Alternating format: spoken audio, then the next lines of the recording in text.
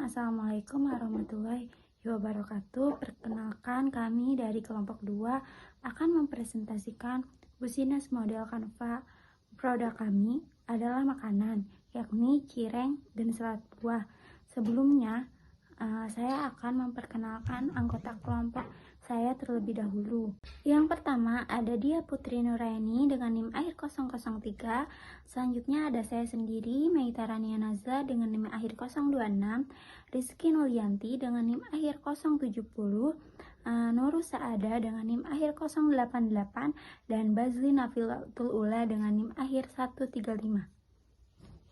Baik, penjelasan yang pertama akan disampaikan oleh Mbak Dia Putri Nuraini. Channel atau saluran adalah bagaimana kita bisa menyampaikan produk kita sampai kepada konsumen. Nah, di produk kita kali ini, channel kita atau saluran kita itu menggunakan media online atau media sosial, yang dimana kita open pre-order melalui via WhatsApp, dan kita membuat konten-konten produk kita melalui TikTok, dan kita memasarkan melalui Instagram, Gojek, dan Facebook. Mungkin itu saja penjelasan dari saya. Materi selanjutnya akan disampaikan oleh Rizky Nulyanti. Saya Dia Putri Nuraini dengan NIM 003 akan menjelaskan mengenai value proposition. Value proposition atau nilai produk itu terkait dengan jasa atau produk apa yang ditawarkan. Jadi, value proposition itu adalah keunggulan produk atau jasa yang akan ditawarkan serta diberikan kepada calon konsumen. Nah, value proposition itu berguna untuk memberikan alasan mengapa konsumen harus membeli produk ini. Di sini, nilai produk yang ditawarkan oleh kami yaitu menu berupa cemilan yang terbuat dari aci yang di dalamnya berisi ayam suwir. Kemudian, selain cireng, kami juga menyediakan makanan segar yang terbuat dari berbagai macam buah enak dan segar yang dicampur dengan bahan lain seperti yogurt, mayones, dan keju. Menu ini dijadikan sebagai hidangan penutup yang lezat. Kemudian yang kedua yaitu harganya terjangkau. Yang ketiga yaitu ngemil tapi sehat. Dan yang terakhir yaitu halal. Kemudian saya akan menjelaskan mengenai customer segments. Jadi customer segments itu pengelompokan pelanggan yang dilakukan secara tepat agar mempermudah kita dalam melakukan kegiatan pemasaran. Selain itu, penjualan produk juga akan meningkat sehingga bisnis akan berkembang secara otomatis. Nah, customer segments itu berguna untuk menentukan target pasar yang tepat agar bisnis bisa bertahan dan berkembang. Di sini customer segments dari bisnis Canvas ini yaitu pelajar atau mahasiswa dan masyarakat umum. Demikian yang dapat saya sampaikan. Di sini ada 9 elemen BMC. Yang pertama ada value proposition, yang kedua ada customer segment, yang ketiga ada channel, yang keempat ada customer relationship, yang kelima ada revenue stream, yang keenam ada key research, yang ketujuh ada key partner, yang kedelapan ada key activities, dan yang terakhir ada cost structure. Bentuk dari transaksi, misalnya pembelian produk, penggunaan jasa, dana hibah, bantuan pendanaan satu putaran atau grant, dan sebagainya. Restoring revenue, sementara ini restoring revenue stream adalah aliran yang pendapatan rutin yang diterima lebih dari sekali. Kelompok kami ada 2 revenue stream, yaitu investasi dari luar dan konsultan. Selanjutnya, key resources adalah aset yang dibutuhkan untuk menawarkan dan menyampaikan value proposition. Elemen ini dapat dikategorikan menjadi 4, yaitu fisik, intelektual, manusia, dan finansial. Di kelompok kami ada 5 key resources, yaitu karyawan, peralatan, bahan baku, packing, dan alat transportasi. Bentuk dari transaksi, misalnya pembelian produk, penggunaan jasa, dana hibah, bantuan pendanaan satu putaran atau grant, dan sebagainya. Restoring revenue, sementara ini restoring revenue stream adalah aliran yang pendapatan rutin yang diterima lebih dari sekali. Kelompok kami ada 2 revenue stream, yaitu investasi dari luar dan konsultan.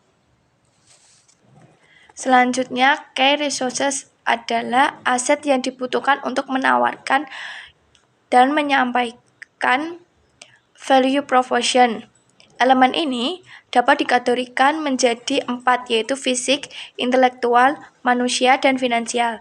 Di kelompok kami ada 5 key resources, yaitu karyawan, peralatan, bahan baku, packing, dan alat transportasi. Yang selanjutnya, saya akan menjelaskan mengenai customer relationship.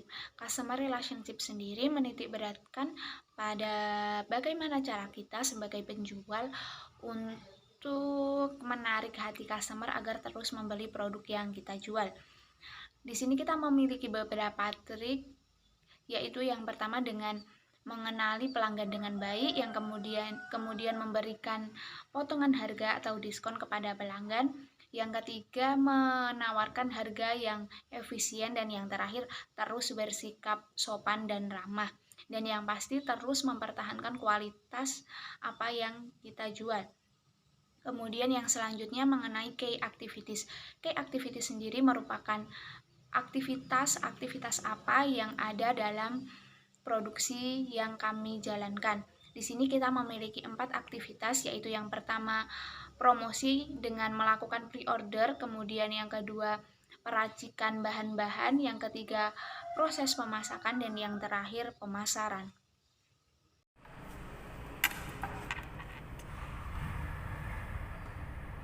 Selanjutnya saya akan menjelaskan mengenai cost structure.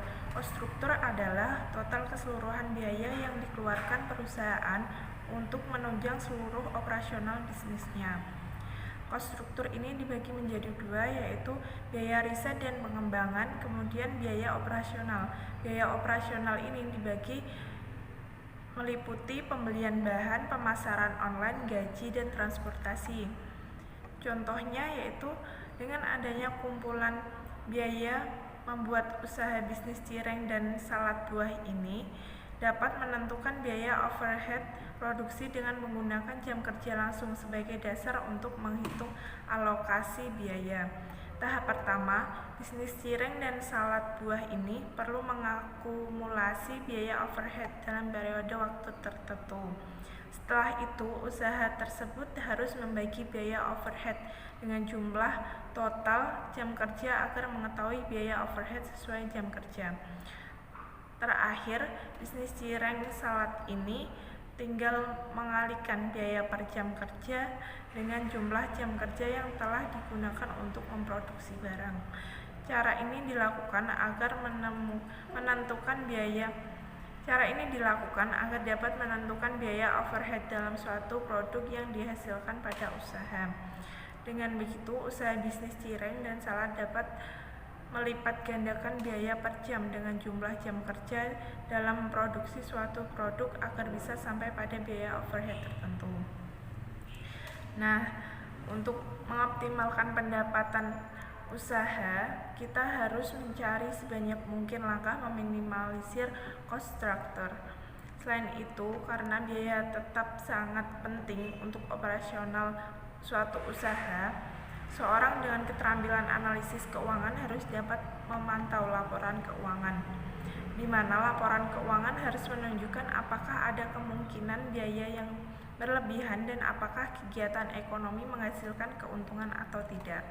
Sementara itu, seorang analis keuangan yang akrab dengan struktur biaya produksi harus menemukan cara mengurangi biaya tanpa menyiratkan kualitas produk. Terima kasih.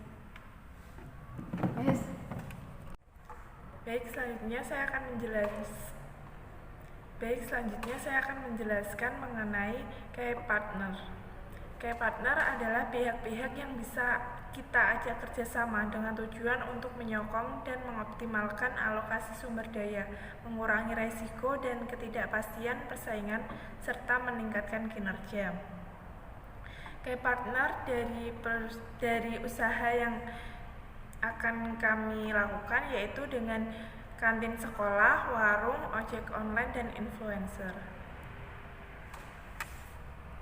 Alhamdulillah materi sudah dijelaskan semua, itu saja yang bisa kami sampaikan, kurang dan lebihnya mohon maaf. Wassalamualaikum warahmatullahi wabarakatuh.